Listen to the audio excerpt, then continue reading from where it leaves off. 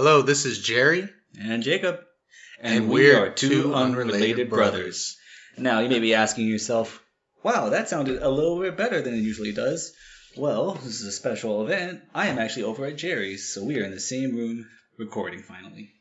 Yeah, it sounds a little bit more professional, man. A little bit more. I like it. Should help with the flow and everything. And also, nice to just see you for once.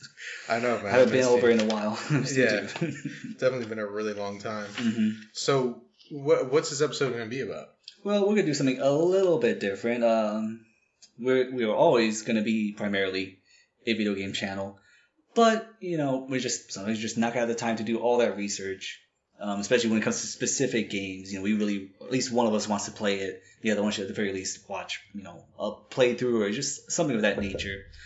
So to help us out with that and just variety and content, we're going to go over our favorite horror movies because I think both of us, if not horror film buffs, we really do enjoy and love horror films. Yeah, I love horror films. I don't know if I'd call myself a buff just because I feel like horror is a space where there's a shit ton of indie films, a shit ton of artsy films. And if you look through lists, there's certain movies that you'll see and you're like, that's considered a horror film. That's and I think what it is too. I think if you're a horror movie film buff, horror movie film, whatever, like you go out of your way to watch any and all of them, like even the bad ones, because I feel like to really appreciate the good ones, you gotta watch the bad ones too. Yeah, man. Like I think it's like Wolf Cop or something. Like it's a cop who turns into it. Or like Velocipaster. I've seen it. I've never watched it. Dude. I mean, maybe that's not horror, but it's like the point of that too is supposed to be bad. But or just movies that are meant to be good, I guess, but they just fall flat for whatever reason. Yeah, I think it's the same way too. I wouldn't consider myself a buff. I just do enjoy horror movie films, and I gotta stop saying that. It's horror movies, but I've fallen off that wagon in the past few years. I need to catch up on a lot of movies. It's kind of weird because like we said, I think during the Dead Space 2 episode that playing horror games is like kind of a stressful event. Yeah. But playing or watching a horror movie, I guess because it's a little less interactive, is maybe not as stressful, but it can be pretty grotesque. Like for instance, one of the movies we're probably going to talk about it's probably on both our lists, Hereditary, man. That movie was so intense and bloody, and just there were certain scenes I was like, oh. Yeah, so let's start off with that one then, since that's, I think what the original Exorcist is for a lot of people. That's what Hereditary is for me. When you first showed it to me, you remember, like, I told you to pause it like 3 or 4 times. It's like, I need a minute. This is a lot. I don't have anxiety. And that film was giving me so much anxiety. I needed time just to like step back and relax and just decompress because it was stressful. It was fucking stressful. But I mean, it was very good. I wanted to keep watching it to see the end, obviously, and it's one of my favorite horror movies. And funny enough, it's honestly like 90% family drama, and then the rest is horror. Yeah, I was gonna say that. I remember whenever we watched that movie, you talking about it and saying that, man, this really does play out like a big family drama. And it really does, and it's weird because the way I appreciate the promotional material for it, because it doesn't give away the fact that Charlie, spoiler alert. Yeah, spoiler alert for the whole bunch of films. Yeah, so spoiler alert for everything. Yeah. Charlie dies because in the material, it just show her like crying hysterically, but it kind of makes it seem like she is an integral part of the movie, which I mean she kind of is. She is, but she's not there. She's dead. So yeah, because it makes it seem like it's gonna be a film about the relationship between her and the mom, like them directly. Yeah. And like you said, like within the first half hour, or at the very least the first 45 minutes, she gets fucking decapitated. Yeah, and one thing I found is that this is a movie that you can watch over and over and over and still find little secrets and just little things that you didn't see the last time you watched it. Like I didn't notice the first time I watched it on the light pole that Charlie gets decapitated by. There's that little symbol for payment. That was so weird. And then another one I saw, I didn't catch this, but someone else pointed it out. And like when I looked up reviews on it, was when that one nice lady who was like trying to empathize with the mom. with talking about like, oh, my grandson had this little like chalkboard for the longest and he loved it. When they run into each other at that store in the parking lot, you can see that chalkboard in the back of her car in a bag because she just bought it to help like manipulate her and like get her to like use the fucking spells and all that. So I think that's a really nice little detail. Yeah, well, not only that. So during that scene where the son is like smoking weed with those guys and he has like a panic attack, the kid that he actually that holds him, 'cause he's like, hold me, and the kid that he holds him is in the treehouse at the end of the movie. Really? Yeah, he's part of the cult. And then there's like many a times that they hint that somebody's in the house or somebody's in the surrounding properties. Oh, like, yeah. When they, the very beginning when they're walking into the house, like there's a little segment where like they aren't in the house yet and you can hear footsteps because no one's in there, or no one's supposed to be in there, but you know, I guess some of the cult members are. Yeah. Or there's times where they're doing a circle around the outside of the house and you can see footsteps around the perimeter. And then even like some segments where it's like dark and it zooms out towards the forest and you can see like there's like little naked people. Okay, yeah, I see that. I did see that a couple of times. One I thought was this is one of the things that disappointed me. Like not from the film itself, but like what was cut was that, you know, in those drawings a lot of the sun, it's his eyes crossed out.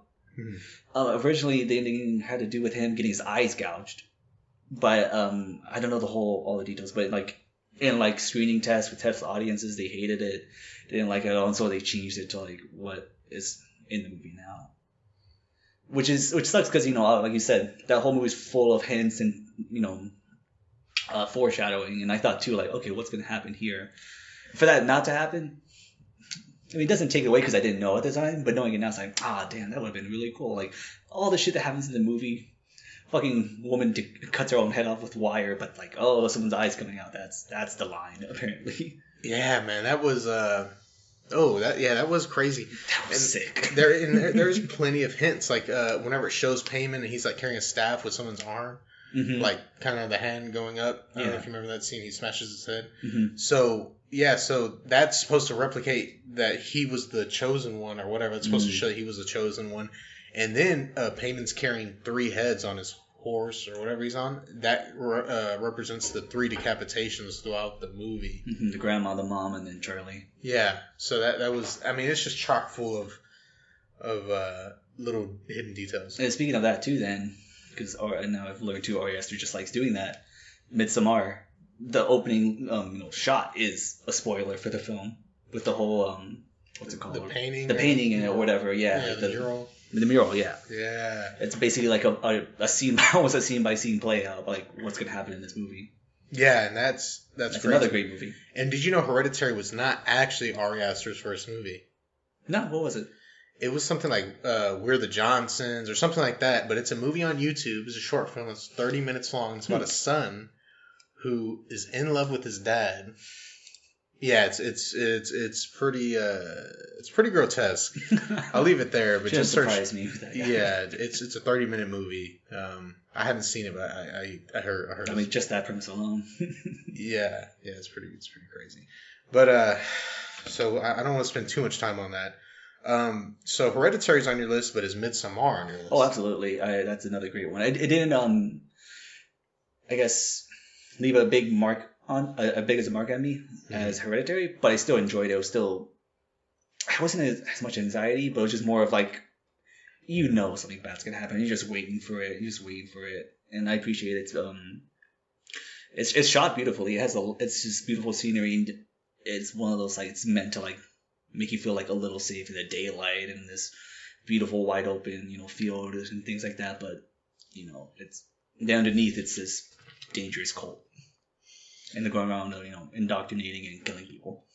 Yeah. So they, like you said, that one kind of is like Hereditary. Well, they have the same director, but where it shows throughout the movie, gives little spoilers or hints to what may or may not, or basically what's going to happen, which I think is pretty cool of Ari Aster. I'm actually really excited to see whatever his next film may be. Yeah, anything he does, I will be interested in. Definitely a big fan of his work now. Man, what's another one? Another one that really I guess when you think of like some of your most favorite horror movies. Favorite? Oh man, I mean, I have a lot of classics. Like I said, Hereditary and Midsommar now on that list. I really like Evil Dead, the original and the remake, because you showed me the original, and again, and the reason why I think these movies hit me so hard is I was raised, very religiously. It's like, it's like angels, demons, all those kind of things. I'm even though I don't consider myself religious anymore. It's still, it's still a part of me. Like even though I don't really, I'm not gonna go too far in that, but even with all that, even though I don't believe it strongly and stuff like that, it hits me different. Because as a child, I was taught this is real and you gotta be careful. So, what was I gonna say? What movie was it? Okay, so naturally, The Exorcist messed me up when I was little because my older brother was an asshole and showed me that like 2 or 3 times and made me watch it because he said if I didn't, I would go to hell or something like that. It makes sense when you're a kid. Yeah, and I'm like, okay, I'll watch it, and it terrified me. And now I think I could watch it now and it wouldn't be a problem. Right. But I have so much PTSD from that. It's like when I see that even just playing. When I see the little clips, I'm like, nope, I don't care. I probably laugh at it now, but I just can't. I can't get past it. Did I see that at your house with you? No. Oh, I was talking about the Evil Dead. That's what I was talking about. You showed me the Evil Dead. Yeah. I'm talking about The Exorcist. Though. I don't think we ever watched it together. You might be right. Yeah, but I just remember watching that one, and it just didn't hit me like that because I saw it as an adult, and I'd already seen like plenty of scary or gross movies, and it just pretty much the whole thing is a lead up to this 20-minute encounter with this demon that's Pazuzu. Pazuzu. Shit, don't say his name 3 times. That's 5 times. Oh, it's 5 times. I think that's how much you must haven't seen the original Candyman. Okay, but yeah, it just didn't hit me like that, and I realized like I heard stories about at the time when this movie came out, people were passing out in the fucking movie theater and having to be taken out by an ambulance, and I mean it really hit. It was a cultural phenomenon. It was. You can see so that crazy. though. Like it's like think about that. Like 1970s. This is pretty like insane. Yeah. I mean, it really was because it was a little girl. I mean, she doing all this gross shit. I mean, saying like with the crazy shit. Saying the crazy shit. I mean, with the crucifix. She's yeah. I mean, anybody who knows that scene knows it's. I mean, it's gross. Like, the crab walk down the stairs is iconic still. Yeah, I mean, plenty of movies have done this. I'm pretty sure there's people who are like stunt. Men or women that's all they do. They specialize in crab walks. Because I mean, it is pretty common. Yeah, like I said, like before, I completely lost track of where I was going with that. So like with the Evil Dead, like specifically the remake, when you showed it to me, I remember you going like we're watching in your room, and you go to me, you say, "Oh, I'm gonna go wash the dishes. You can just stay here and watch the movie. And I'll be back." You leave. I pause the movie and go with you to your kitchen. You go, "What are you doing?" I just go, I'm not watching that shit by myself. Are you kidding me? That's scary. And it was really good. And then I saw the original again with you. Obviously, it's not as scary, but I can really appreciate all the effort that was put in. I mean, considering, this is like, what, $20,000, $50,000 movie, something crazy like that. This is like basically a college film. Yeah. Just with like a group of like 10 people, something like that. And seeing all that they were able to do. It just has a charm to it. I was able to appreciate it, and I think, it shows in the film. And I feel like it's movies like that HD kind of ruins the, the magic. Because you can see some of the imperfections in the makeup and this and that whenever you watch it in, 1080p or 4K. Oh, yeah. So in 480p or an older television set, that definitely would look a lot, more real because it's, not as sharp of an image or whatever. Yeah, I think that's what... It's like one of those films where it being upgraded to like 4K and stuff like that. It's like it actually does harm to it. Not to like because of its own fault, but time, man. Yeah, actually getting off topic, man, that movie Liar Liar with Jim Carrey. Mm-hmm. So whenever they made the HD version of that, you can see there's that scene where he's smashing his head in the toilet. Yeah. The toilet's made out of styrofoam. Oh my god. And you can only see because you can see the creases of it bending. That's funny. Yeah.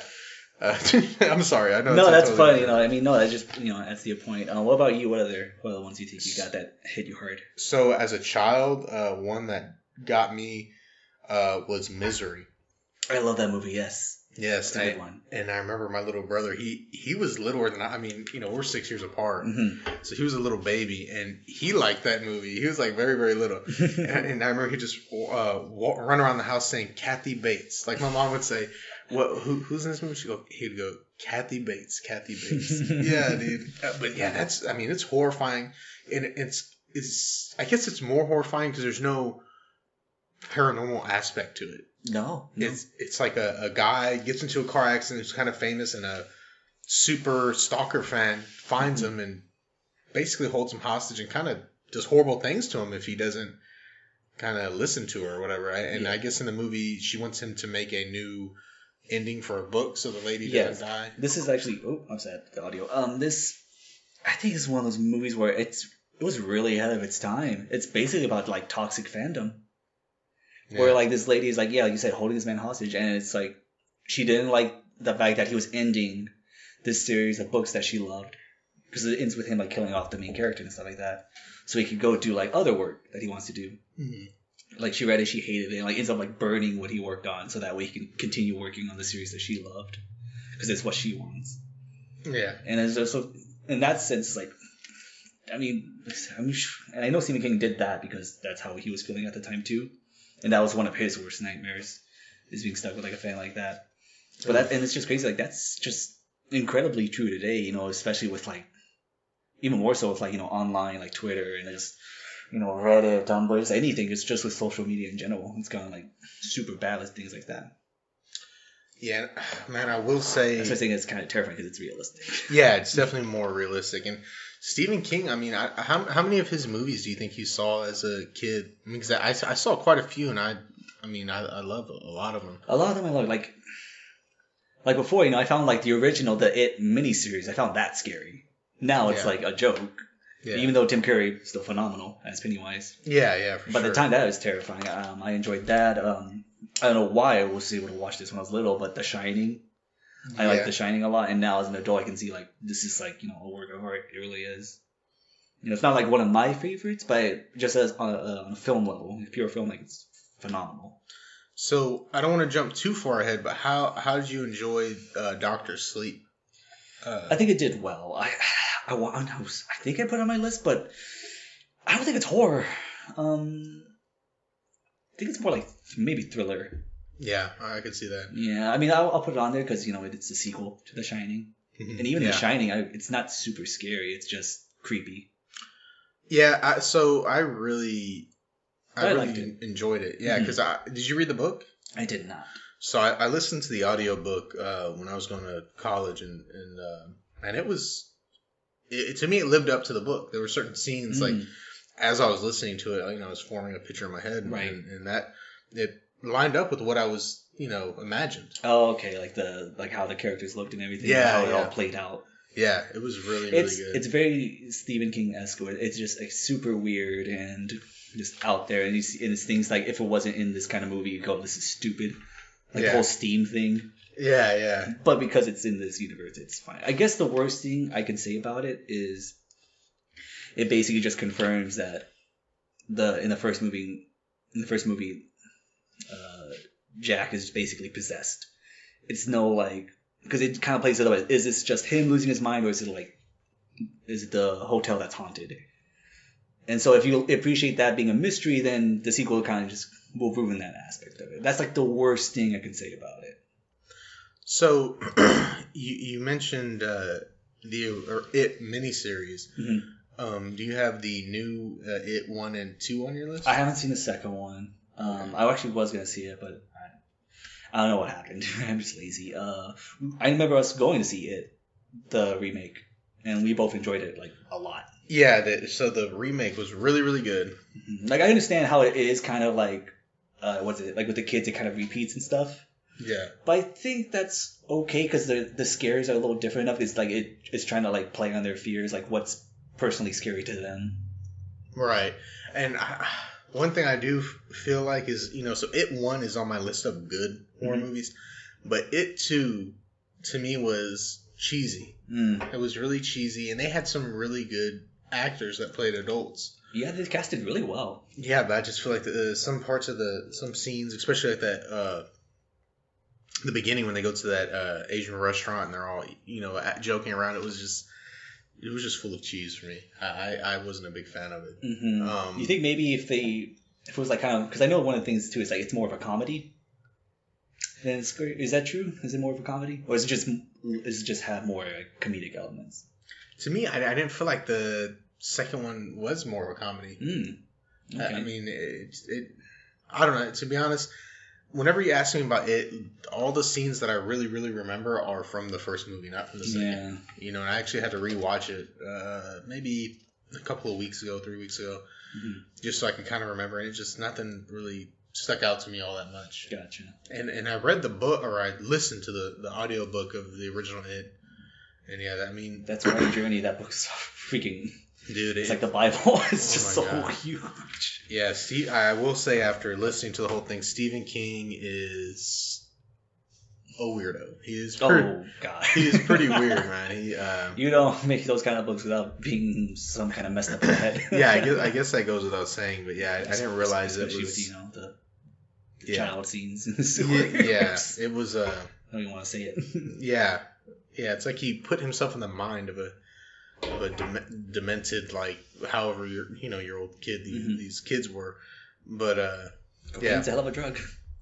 Yeah, it is. Mixed with alcohol. Man, but another Stephen King movie that's on my list I love, and I don't really necessarily think of it too much as a horror. I mean, it is scary, but it's Thinner. And I've never seen it. I've read the book, but that was years ago.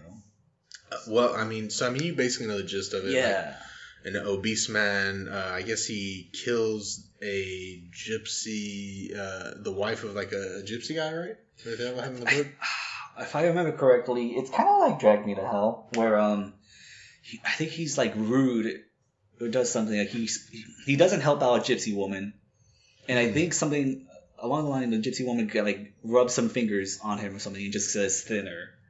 And then he just sort of slowly starts losing weight. And at first it's fine because, well, you've seen the movie. Yeah, at first it's fine. Like, oh, I'm looking so good. Yeah. And then it just like keeps going. Yeah, he definitely had a lot of weight to lose in the movie. And I mean, it was, at first, yeah, like you said, it was cool. Like he's still eating like a freaking piglet and he was just dropping the pounds. But that was a really good one. So what's another one? On the subject of Stephen King, I have to go with The Mist. Mist. Now, are you talking about the one with the guy who played Punisher? Yeah. Jane Lynch. No, not Jane Lynch. That's someone else. Oh my god. Thomas Jane. Jane. Okay, I got confused. Yeah, but Thomas Jane. I did say Jane Lynch. I got the Jane part right. Yeah, that one. Like I said, I haven't seen that one in a long time, not since it came out. But obviously, the biggest thing that sticks out there. It's a good movie overall, but obviously, the big talking point is the ending. Yes, the ending is so sad. And I remember like seeing the DVD like for sale, and they had an alternate ending, and I always wanted to see what that alternate ending was because I feel like the ending for The Mist was like perfectly horrible. Yeah, I guess the alternate ending has to be like them all surviving, right? Like he doesn't do it, and then they come, right? Yeah, I don't know. That's gotta be either that or he has an extra bullet and kills himself too. It's real messed up. Like it's just overly, just depressing. It really is. It's, oh god, and the music playing and everything. I'm just screaming out while that happens. Ugh, it's awful. Especially after that journey they just went through. Like it's like literally just wait 10 seconds. I mean, I get why he did it because you think these monsters are gonna eat you, so you just want to save your son bad. Yeah, and so everybody kind of has like a type of horror they like. Like you've already stated, you're not a big fan of like the demon kind of stuff just because of your background. Yeah, I need someone there with me. So what's your favorite kind of, I guess, subgenre of horror?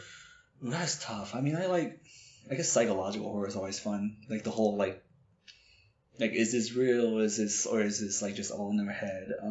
Which I know it's kind of played out, but if done right, it's phenomenal. I like sci-fi horror. Like two of my top favorite horror movies are The Thing and Alien. I absolutely love those movies. I think it's my favorite horror movie, I think, of all time. The 1984, John Carpenter. So, yeah, The Thing is a great movie. It's been a while since I watched it. Alien, it was just so slow for me. I get that. They're both slow. Yeah. They are. But I can see in its time both of these movies just, being just the masterpieces that they're considered today. They definitely deserve it. What's funny is, I think people were on board with Alien when it first came out. People were shitting on The Thing when it first came out. Really? Mm-hmm. Also, it didn't help too that E.T. came out like the same time.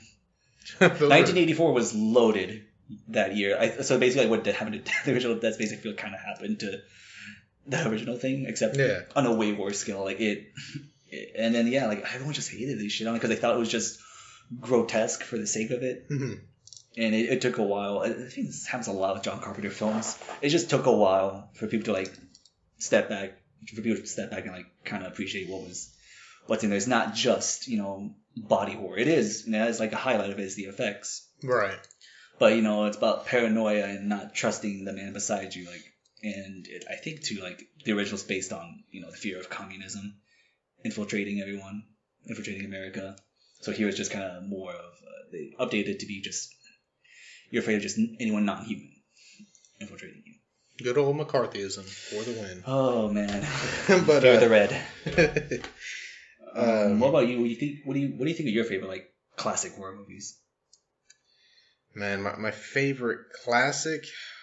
To be honest, that's pretty tough, man. That's a lot.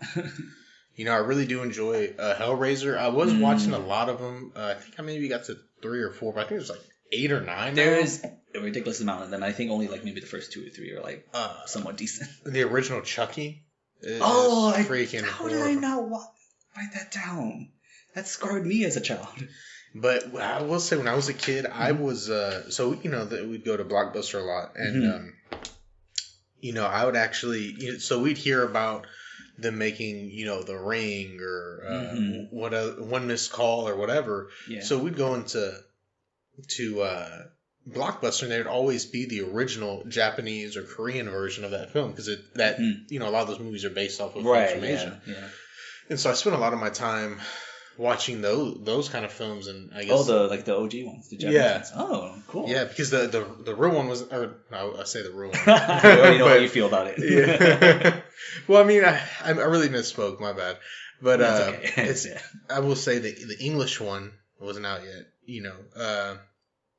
And I guess that's kind of where I got my love of foreign films because we would sit through and listen to all these, or watch a movie having to read all these subtitles.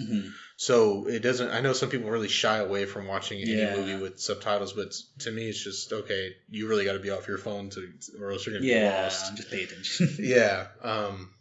But yes, so the ruin. Oh god. No. I feel like an a lot of people would say the original versions are superior, with maybe an exception or two. Yeah. So those.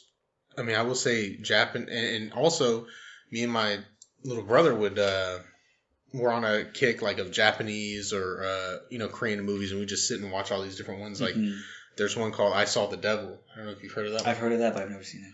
So it's basically, I think he's a detective. His wife gets killed by a serial killer. Okay. So he then goes and finds this serial killer and tortures him slowly, and tortures him and then lets him go. Just to find him again, torture him and let him go. Oh my god. Yeah, until finally I think he kind of, in the end, kind of somehow shows his family what, like the serial killer's family, what he actually is. He's a serial killer, and then kills him in front of his family. I think using guillotine, if I'm not. Good lord. Yeah, it was pretty. Man, there's a scene where he cuts his Achilles tendon somehow. Ugh. Yeah, man, and that one was Jesus hell. That one was pretty rough. I Saw the Devil for anybody who's interested. I'll say I kind of want to see that now. Oh my god. But it is an Asian movie. I think it might be Korean. I'm not 100% sure, to be honest. I don't want to lie to you. That's crazy. I mean, I have it. I'll show you. Man, but yeah. So a lot of those kind of Asian movies were a big part of my childhood. Me and my cousins would sit there and watch them. So you think you got like a kind of a soft spot for those kind of films? Yeah, and I will say, man, there's just something about like Koreans, man. They make great horror movies. Like Train to Busan. Oh yeah, Dude, that's like one of the best zombie movies that have come out in like years. Because all the zombie movies that have came out are like have been trashed lately. yeah. They'll definitely go through a zombie slump again. Yeah, and I mean it sucks because that I asked you what's your favorite subgenre. My favorite subgenre is zombies. I think zombies are like freaking interesting because it's like I guess it raises this ethical question in a sense because it's like an us versus them. Like it's symbolically dehumanizing somebody. You know, I mean at this point they are really not human anymore. Right. But it's like an us versus them kind of thing to me. Yeah, and I think it's, you brought up a good point with the ethical part. I mean, obviously one of the biggest, like one of the larger threats in the actual zombies is other people. Like, how far are you willing to go to survive? Like, to lose how much humanity will you lose just to survive? Yeah, and I feel like that's kind of the rut that the Walking Dead shows came in. It's like now it's just the same. Okay, we're gonna. It's like kind of like a joke now at this point. Yeah, we're gonna find new people. We're gonna get into a fight with them. We're gonna destroy them. Okay, now we're on to the next. Yeah. So, but yeah, people are probably the bigger thing. But it's also that whole thing of okay, all of a sudden life is normal, and all of a sudden your mom dies, comes back to life, and now you have to shoot your I mean, if it may not be your mother, but at least the body of your mother or father, and you gotta. And I could see how that could harden someone over time, having to do it over and over, because you're also, I mean... Yeah, like, just anyone else you care about that could happen to. Yeah, so it's... I mean, yeah, so I like, the Dawn of the Dead, the original, and the remake. Man, that's probably my favorite zombie movie. The remake of Dawn of the Dead? Yeah, the remake. In the original, we saw it just to pay homage, because I don't know if I told you, but Evelyn was in a ethics class...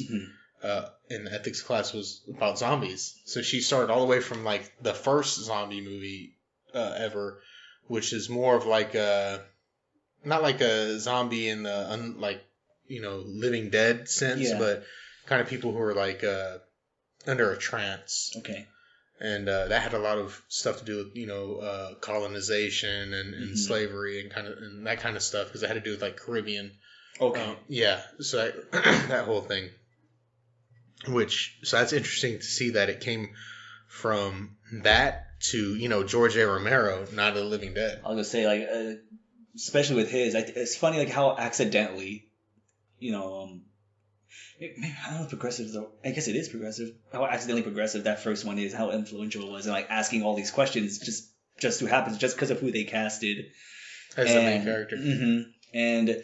the ending, obviously, the Southern boys like shooting him in there, which I think it's made kind of ambiguous, but it was more just like they thought he was a zombie, but just more like, oh my god, they just shot the black dude because they probably just assumed like, he's bad, just shoot him. So and the second one's about capitalism, consumerism.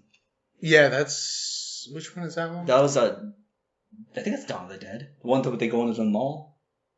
Okay, yeah, and, yeah. All the zombies are there because like they go to places where like they've been they a lot, remember, and that's like half the point of it. Like they're walking around like that. It's like, oh, that's just us normally.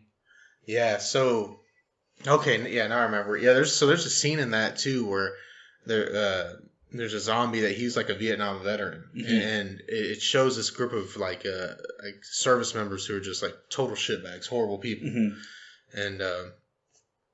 They kind of noticed that he remembers certain actions, like he knew how to salute, he knew how to, stand at attention and whatnot. So that was kind of a cool scene.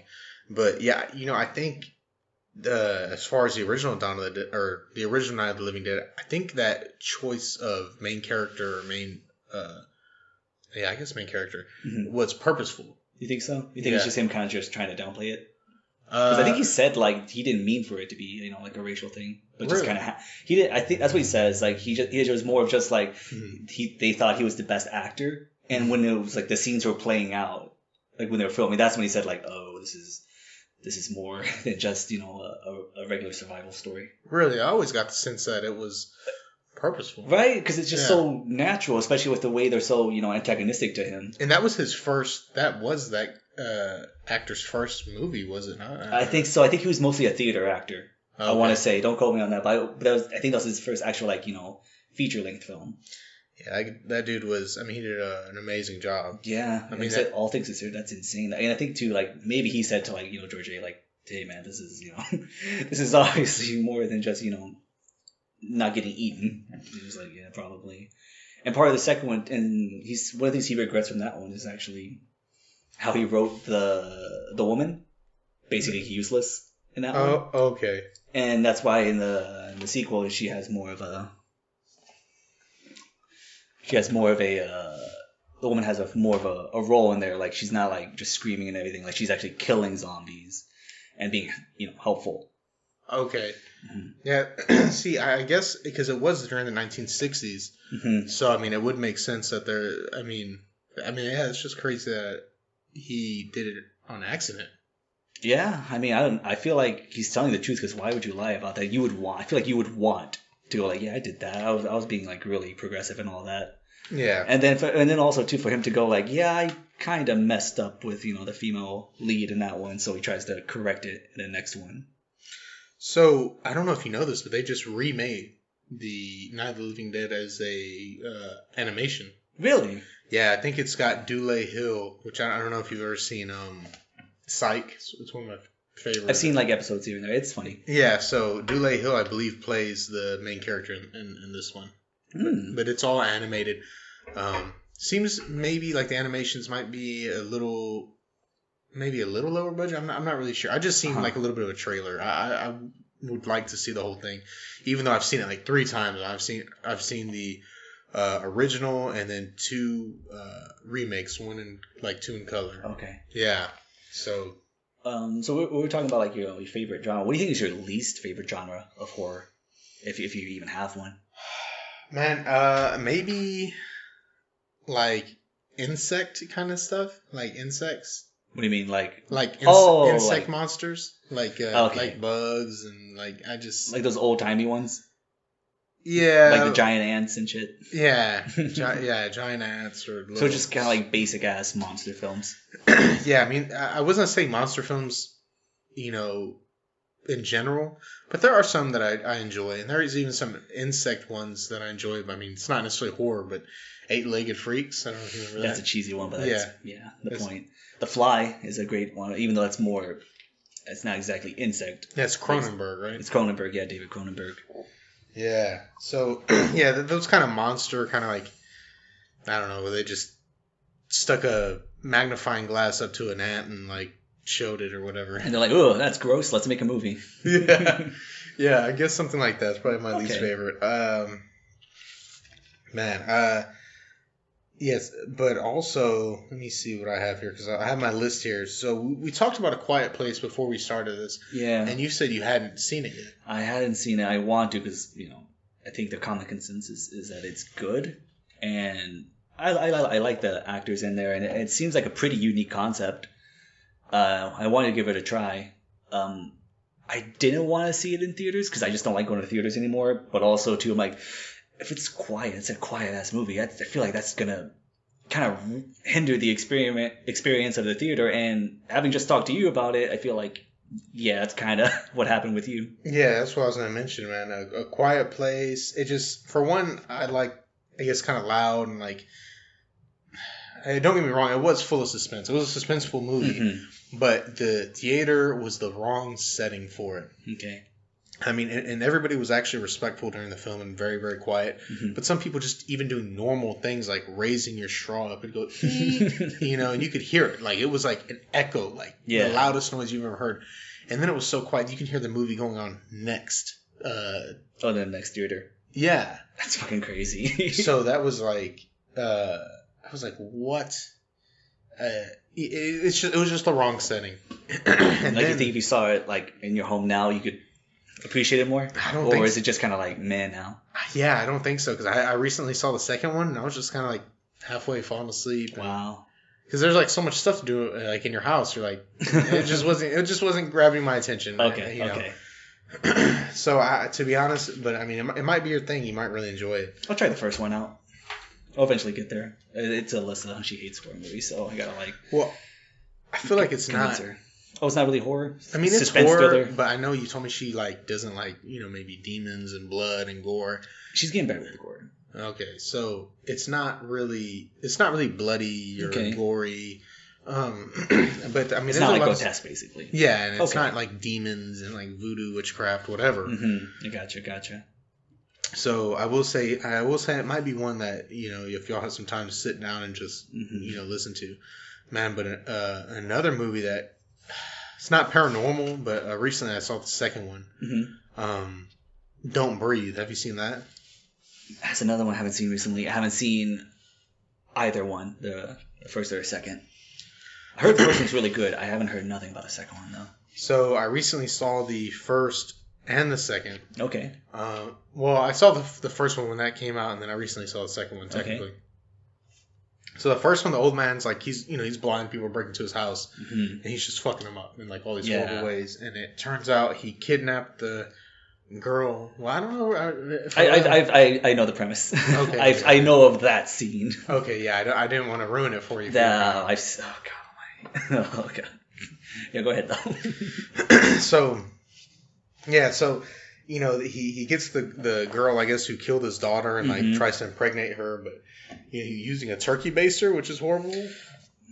I mean, all the ways are horrible. It's just, but all around, it's just like he's like this is the best way. So I'm not a rapist. And it's like yeah, you are. Yeah, it's like you very much are. Yeah, maybe not in a traditional sense, but you are. Yeah, so that movie had some gross part. Like so there's a scene where he has his turkey baster full of semen. And so I think the other girl escaped, but he captured the one that tried to break into his house, if I remember correctly. So he tries to get her with that turkey baster, where she gets it and squirts it in his mouth, dude. Oh, I mean, he deserves it. I mean, he deserves it, but also just the image of that. I know, I understand completely. Like, fuck you, but also...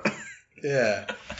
And then, so that one was kind of a newer movie that I kind of enjoyed. What, the second one? The second one, it's kind of weird because he finally, I guess, has the daughter. But he doesn't have her in that sense. I think her house, like, she had crackhead parents or something. Their house burned down. And he just saw her on the street and kind of took her. He treats her well or whatever, and he takes care of her. So in the second one, he's like the good guy. I don't know how I feel about that. And it's weird. It's kind of like it's kind of like the whole Terminator thing, right? Okay. Where they, because in the first Terminator, Schwarzenegger's like the bad guy. The bad guy. In the second movie, he comes back, he's the good guy. Minus the turkey. I was going to say, he just wanted to kill. He wasn't trying to fucking rape anyone. But that's in the sense, I mean, it's like, in this first movie, he's, this horrible kind of guy. In the second movie, he's still that horrible guy, but to this little girl, he's her savior, I guess. Yeah. So, that one was really, it was okay. Okay. It was, I feel like the first one was a little bit more gross, I think. Okay. And I like I said, I probably, I like gross or, grotesque kind of things. It's kind of cool. I mean, yeah, just those things alone, just that one part, good Lord Almighty. And one movie I have on my list, I don't know if you saw it, I would think you would, but that was a total, like, mind fuck for me, was Cabin in the Woods. Have you seen that? I'm ashamed. I have not. Bro. I know it's basically just a deconstruction of horror movies, though. Yeah. I mean, it is. I mean, it's a great movie, and basically, it's like they have all these different monsters, and it's a ritual. Yeah. To prevent the world from ending on on a yearly basis or whatever. They grab some teenagers and they, and it's like this rundown house or whatever, and it goes all over the world. At the end, you see that's happening all over the world. But in actuality, it's this really high-tech kind of thing where they release a monster based on whatever artifact they touch or choose to mess with. Okay. So that was really cool, especially to see what kind of monsters they had hidden. Like, I think the alien was in it, like as an Easter egg. That's funny. Yeah. Like, they had multiple. Oh, that makes sense, though, because freaking, what's her name? What's her fucking, I'm going to feel so bad for forgetting. Ripley's in it, the actress. Is she? Yeah, she's like at the very end. I said I haven't seen these movies. I know a lot about them, but I've seen like the clips and stuff. Okay. Yeah, what is her name? I feel ashamed. She's awesome. Yeah, she's definitely great. What's another movie on your list? One I love actually, as far as I think it fits perfectly with what I said with like the psychological part, like just psychological horror, and I can't believe it slipped my mind. Lighthouse. Even though it's I don't know how to describe that movie. It's just weird. It's really weird. Yeah, it's like an art project kind of movie. I feel like. It has horror elements. It's kind of it's suspenseful and thriller too. It's I would say it's also like black comedy. It's a funny movie. It's really funny. Yeah, there are there are some parts that cracked me up. Like, Willem Dafoe's like epic, monologue. That's just him going off because the guy said, "I don't like your cooking." Yeah. And even at the end, he goes, "All right, have it your way. I like your cooking." Like that's like an old married couple at that point, Yeah, that movie is actually what got me to like be okay with Robert Pattinson being Batman. I know I told you that earlier. Mm-hmm. You actually see him like act. Yeah, that's his acting chops, man. He did an amazing job. They both did phenomenal. Dafoe should have, I don't care about like Oscars and stuff, but at the very least he should have been nominated because that was amazing. It was good. He did phenomenal. There's so many what the fuck moments in that film, and like I said, I think at first people were kind of like, it's very like, you guess it's like based on Greek legend and all that stuff, which is, you definitely do see the influences there. But I like too, like it does enough. It's not vague enough to just be like, oh, we don't know what we're doing. You take care of it. It's like it does enough to like make every kind of like almost any interpretation of it like make sense. Yeah, I do remember everybody saying that because of the ending, the guy getting his organs pecked out. That's like 100% Prometheus. Yeah. But at the same time too, I know I saw a breakdown of it. I don't know if I wanted to show you. You showed me as a video. Like it's basically about like work and just how it's just like soul crushing and everything. And that's like depressing. Like goddamn. Well, not only that, a lot of those lighthouse keepers went fucking nuts in real life. I said it does a really good job of like trying to make you like, I guess, figure out like, what is real and what isn't? Is there anything supernatural? Are they legit just getting cabin fever? Is Willem Dafoe like gaslighting this guy? Yeah. Or are they just both crazy? I don't know. I still don't know. Yeah. Which is good. I like it. That was a good one. What you got? Man, you throw another one in there, man. I went over like a whole 7 movies, I think, at one time. So I guess I'll name one classic one. Obviously, is Nightmare on Elm Street. Freddy Krueger is an icon. He still is, even with the lows of that franchise. He's persevered, and because he's just fun. Even in the shitty films, he was the highlight still. Like he was always a blast to watch. Robert Englund and then like almost all the famous scenes come in the first one too. Yeah, I mean he's definitely up there like with iconic horror movie I guess villains like with Jason. Like you think of Jason, Michael Myers, you think of Freddy Krueger. Mm-hmm. I mean, and there's so many spoofs of his character. Like I think what it is too is especially during that time. There was just, silent slashers. He actually had a personality. He loved toying with his victims and before killing them, And speaking of that too, a genre I really don't care for much in horror because I feel like it's the most just basic watered down one. With exceptions, obviously, is like slashers. I don't like slasher films that much.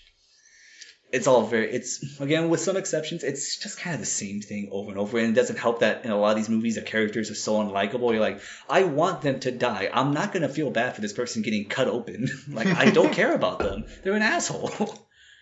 Yeah, I would, man, I really would agree with you. Yes, because I remember when my dad worked at the movie theater as, security or whatever, I would go and I'd just see, pretty much whatever movie I wanted to see. Right. And one of them was like a prom night movie or some shit like that. Mm-hmm. It was a slasher prom night. And it was just like, dude, this is trash. Which the funny thing is Evelyn likes that movie. So one night I sat down and rewatched this fucking movie with her. I wonder what that is. Now I want to know what movie it is. I think it's called Prom Night. That's just literally called Prom Night. Yeah, I think it's called Prom Night. Well, damn. Well, there you go. See, again, there are exceptions like Scream. Yeah. But again, because it's kind of making fun of the tropes. Yeah. And it's aware, but it's still scary enough to like be its own thing. Or if you want to go meta, fucking scary movie. But it's not it's horror, called Scary Movie. Yeah, it's not scary. It's a horror through and through. I mean, I guess the original Friday the 13th is a little different because Jason's not the killer; it's his mom. Yeah. Yeah. And then I do like the original Halloween, even though that's technically a slasher, but because that one's really fucking slow. Yeah. But I like there's a lot of build up and suspense until like the shit finally does hit the fan, and I mean the theme. I mean that alone raises that movie up to like iconic status. Yes.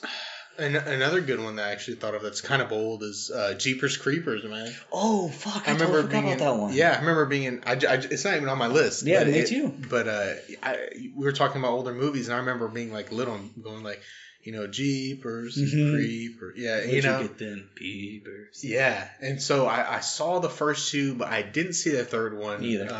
But it's mostly because of who directed it.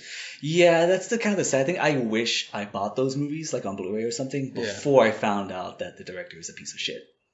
Yeah. To put it very, look it up. To put it very mildly, he's a piece of shit. Yeah. Yes. Yeah, I saw those two like when I was young, and I had no idea. Like, yeah, like and they're so different. I know I can see why a lot of people, or like some people, don't like the second one. Mm-hmm. I do like the first one more than the second one, but I think the second one's still just fun. Yeah, and I'll say like too is that they add more to the creeper. Like they do a lot with like adding like there's so much lore with him. Yeah, and that guy also directed Rosemary's Baby, if I'm not mistaken, right? Did he? I think so. Damn, that's crazy. And you gotta look that up, yeah. Yeah, let's look this up real quick. Yeah, but I've never actually. I haven't seen that one either. I know like of it. Yeah, but yeah, that's a classic. That one scared me when I was little. I like too is that it kind of seems like it's just a just a regular crazy dude chasing them. Roman Polanski. Is that it? I know he's a piece of shit too. Yeah, but I think it's a different guy. Yeah, it's a different piece of shit. It's a different. Piece of shit. Yeah, I think it's different. Look up the Jeepers Creepers director, but yeah, like because the way it begins, it's just like this road rage dude. It's kind of like that one movie with like the guy is like just on the highway and he's just pissed off, and then it takes like kind of like a hard right turn, and it's like, oh no, this is a fucking like demon. Yeah, imagine that, man. Oh, speaking of that, dude, have you seen the movie? With it's about road rage, mm-hmm. And it's got what's this guy's name? I think I know what you're talking. King Leonidas. No. You're thinking of it's Russell Crowe. Yeah, it's got Russell Crowe in it. I think it's just called. It's like a one word. Yeah, it's not called Drive. Rage Road. Just look at Russell Crowe. Or yeah. Look at that. Oh, what is it called? I know what you're talking about. Like that one's kind of a dumb little ride, isn't it? No. Or is it? Yeah, it is Victor. Victor Salva. Yeah. Shit. Okay. Let me see with Russell. What the hell is it? Yeah, I think this is. That's him. Yeah, that's Russell Crowe, but he had gained weight. In this movie, I mean, he like plays like a look up his filmography. A really big guy. He's a mouth breather. Yeah. Let's see. Unhinged. Yes. Yeah. Have you seen that? No. I mean, to me, that's kind of a thriller, but yeah, that's also kind of a horror movie to me. I mean, it's like one of those nightmare scenarios, like come to life. Yeah, but this guy is really fucking. I mean, I think this goes further than it would have in real life because he's like. I mean, there's some scenes there it's like over the top, like, okay, this would not happen. But yeah, I think I saw it with my mom. Usually, like, me and our movie tastes are totally different when it comes to like thrillers. Yeah, so another good one is the, man, what are they called? That series, Final Destination. Oh, yeah, those are great ones. And I remember they started getting, like, crappier as time went on, like, but that first one was really, really good. And then they just started getting like more and more kind of like, I guess they're trying to top each other. Mm-hmm. Yeah, there's that 3D one. I think the girl was like doing gymnastics and she like did a flip and her spine popped out. Oh, yeah, that was bad CGI. Yeah, but that one they were just kind of going for, I guess, I was doing like, the 3D craze was like, we just need it in 3D. Doesn't matter. Yeah, for sure. No, yeah, the first one, it's so funny. I think after watching that movie, like, probably anyone else who watched it too is like, I'm gonna be really careful going around this house because I ain't having no Final Destination shit happening to me. Oh, dude, the worst was the second movie when that With the logs. Yes, that's still haunts. I think it haunts so many people today subconsciously. Like whenever you're behind a truck with like rebars or just pipes or anything, you're like, I'm gonna go around this bitch. I'm not fucking with that. Yes, that was just not. Yeah, that's pretty scary for me. I think the last one they made though was cool because it tied into the first one. Yeah, the third one's kind of the third one. Not the third one, but like the second fifth or sixth one, like the one that the very last movie they made. It tied into the first one. Yeah, like and I think the hints are there because it's like very like late '90s, like with the technology and stuff and the settings, and like it ends with and like they win and everything. They're like on a plane.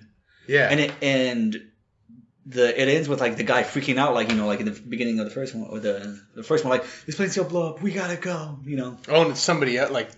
But it's like that the last movie finishing up, and that's so like it leads into like the first one, so it's like a prequel, but you don't know. Oh shit. Mm-hmm. And that one was really good because I think it went back to like the basics of like we don't have to go make this all crazy, just make it suspenseful, things like that. I actually want to see that one. I think my favorite in that series was the second one. That one was pretty. I think I have seen the second one, but I only have strong memories of the first one.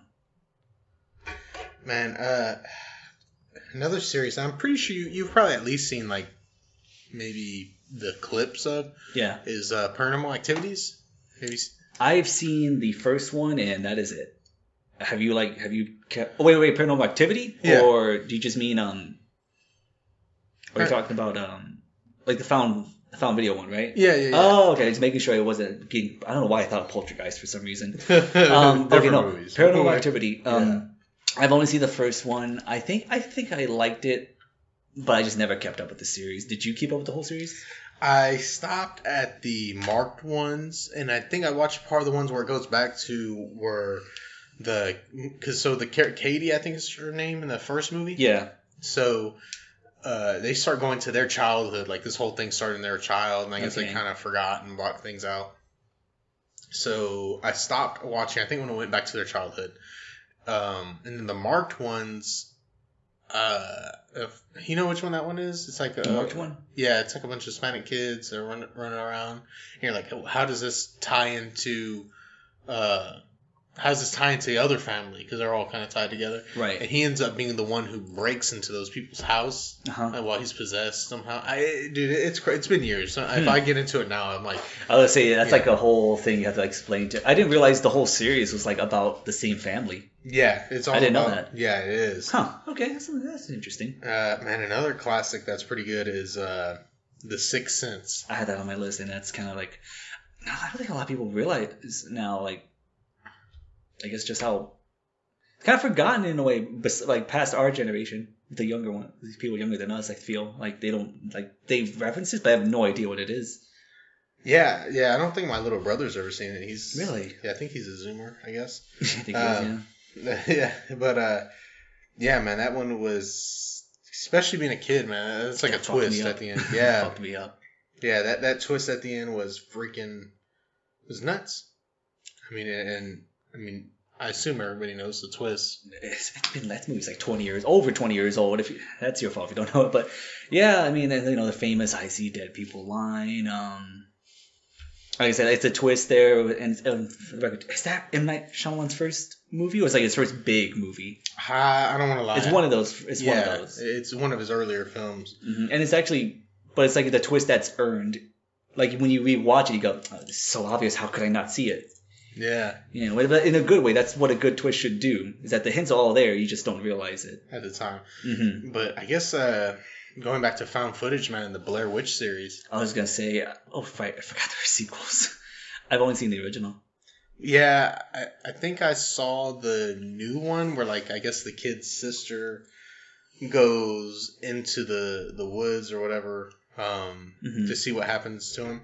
But yeah, so I'll just say the Blair Witch, because the other ones to me weren't really all that. There was like the Blair Witch Book of the Dead or something. Yeah, that one's like more like an actual movie. It's not like a found footage movie, right? I think it's a hybrid. Oh, okay. I think. But yeah, I think when people watch that movie, I think they go in there with like the wrong view, especially if you have never heard of it. Like you've heard of it but never seen it. Mm-hmm. It's revolutionary, not for like the actual movie, because the actual movie is not really that good. There are moments where it's nice, but overall it's just a bunch of people yelling at each other. But it's the marketing. The marketing was revolutionary. Well, also there's like a whole side story in the whole thing where basically it seems like there could have been no witch. Mm-hmm. You know where I'm going with this? I was just going to ask you, have you heard of that theory? Okay, yeah. Where basically I think one of the guys just wanted to go there and kill the girl for whatever reason. Does it explain why they wanted to kill the girl? I mean, they're just a couple of... They're just fucked up. They just want to... Kill somebody? Yeah. Yeah, so to me, I guess that's the reason why I didn't like the new one, because it kind of undid that whole theory that there was that basically it's like undoes this whole theory that there was no witch, because I think that's pretty good. Yeah. And it kind of does explain things better. Like, this is just them fucking with her to like, because this is just this is just fun for them until they finally get her there in the house and then just kill her. Yeah. I mean, it took me a while to like hear of that theory, but it's really good. I mean, and that's like you said, kind of like if there is a witch, still cool. But if there isn't, this is kind of like a snuff film. Yeah. And that's not, when I say cool, I mean like it's a cool concept. Like that is. It's a cool twist. Yeah. So either way, it's fine. Whereas with because don't they actually show the witch too in the new one? Like for a second, I think, but they show her. I don't really remember exactly. I just remember it had something to do with time. There's like a whole time manipulation aspect, which is also in the video game that came out for PS4. Oh yeah. Like time is kind of like, I guess the witch can control it. However, I guess however she can. I don't know exactly how to explain it. Right. But yeah, so that element's in the video game and in the new movie. Which, okay. Yeah. Which is kind of weird too, because that wasn't in the first movie. They just kind of talk about how they were like walking in circles. Yeah. Which it's easy to do. Like if you're a guy or whatever, and you know the woods and you plan on killing this girl, you could very easily just walk in circles and pretend like. Yeah, you're lost. Like, oh man, what's going on? I don't know where we're at. But yeah, I don't know why, but that theory is just a lot more attractive to me than there being an actual witch. I get that. Is there any movies on your list that's not maybe paranormal? Not paranormal. Yeah. I guess another one. Probably my favorite movie of the zombie genre is 28 Days Later. Okay, I recently just bought that. There's only two of them, right? 28 Days and 28 Weeks? Yes. I haven't seen 28 Weeks Later. I've only seen 28 Days. And I remember watching that film when it came out. We rented it, me and my brother and sister. Mm-hmm. And it scared the shit out of me when I was little. I rewatched it when I was older. And it's still scary. But it's really good. I mean, it helped popularize the idea of the fast zombie. Yeah. Like, you got runners now. And again, they're not really zombies in a way. They're taken over by the rage virus. And this is different, too, because instead of days till you turn, you have, like, 8 seconds or something like that. So, like, if someone, like, gets infected with blood, like, you gotta kill them ASAP. Which is obviously, like, even more traumatizing to, like, know, like, you can't even say goodbye to someone you love. Like, because if you wait too long, they're gonna kill you, and then you're just both fucked up. Yeah, and so that's like starts off with like an animal rights group kind of breaking into a lab or something, and a monkey getting a hold of someone. Yeah, they've infected these monkeys with like the rage virus. And is that like rabies, a rabies analog or something like that? I think it probably is. I don't know if they go too much into detail on it, but yeah, like it attacks one of them. It like starts puking and everything, and like it basically like it spreads through blood. Okay. And then it just goes, and because it spreads so quickly, like it just goes ape shit, and that's one of what's his name? Cillian Murphy's first big roles too. I love Cillian Murphy. Cillian Murphy. Is it potato? Or is it Cillian? I think it's Cillian. I think you say it either way. Oh, okay. I don't know. Maybe I'm just being a snob. I have no idea. But I love him too, and so like seeing kind of that be his because one of his breakthrough roles is like really satisfying too. Yeah, whoever's listening, if you haven't seen Peaky Blinders yet on Netflix, you should definitely give it a try. Fucking Peaky Blinders. Yeah, yeah. There's plenty of meme-worthy moments. It's good. I think in that one too, he has to like kill a kid with the virus too, and that's obviously like traumatizing in a way. Like you gotta do what you gotta do, but I was like, damn, that's rough. Yeah, it doesn't shy away from those kind of things, and the sequence too in the mansion where he like lets one of them loose because the army guys are a bunch of dickwads. And the score too, like everything about that scene, I love. It's fucking brutal. It's terrifying. It's great. It has one of the Doctor Who's too in it. He's like their general. Really? Yeah, I forgot. I don't know which one. I won't go into there because I'm sure if I say the wrong number, I'll get annihilated. But yeah, I saw him like because I've seen him like in memes and shit. I'm like, I know that guy. He's one of the Doctor Who's. He's one of the Who's. Yeah, exactly. What about you? Got anything else on there you feel like you gotta mention? Man, so I still have quite a few. Man, as far as some that I just seen very recently, I'm just gonna try to brush over them. Autopsy of Jane Doe. Oh yeah.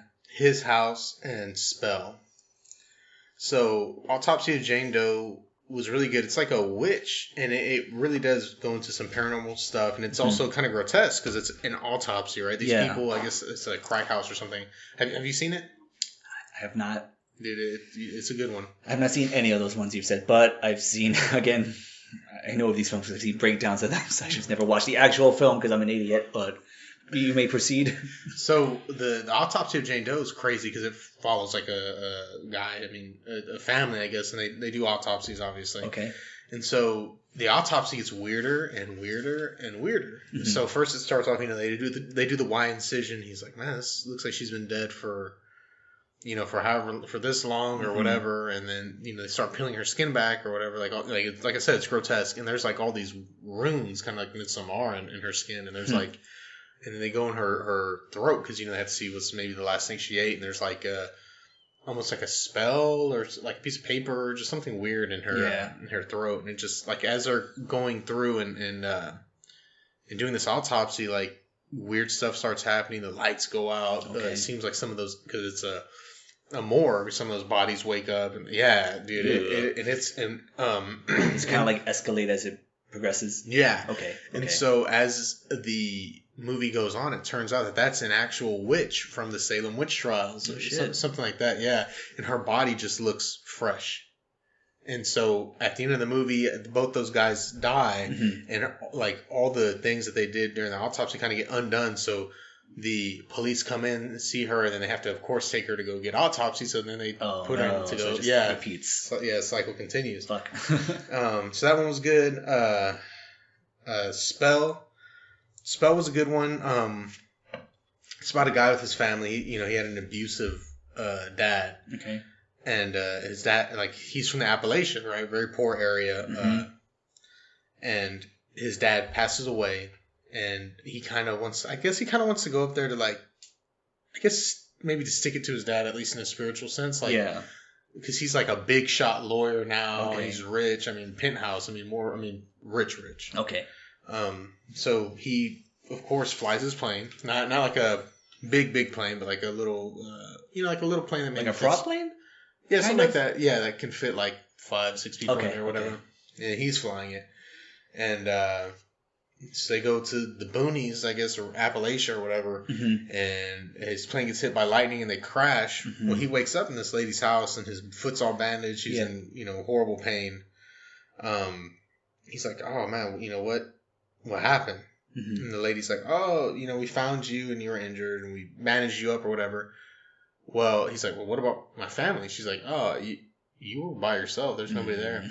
But so he's just sitting there, and as time goes on, he's like, man, something's not right with this lady. Like, she's not letting him move. She's not letting him leave the room, won't give him the cell phone and all this other stuff. And eventually she starts breaking out voodoo stuff and kind of keep him, I guess, weak or whatever. But there's a scene in there that caught me like, ugh, like, there's a scene where he finally decides to see, man, what's underneath this bandage for my foot? And so he finds out, that he wasn't injured. The lady drove a railway spike through his heel. No. So then he's like, fuck. So he has to take it out. So no. he takes it out, dude. No. And whenever it finally comes out, pus just comes.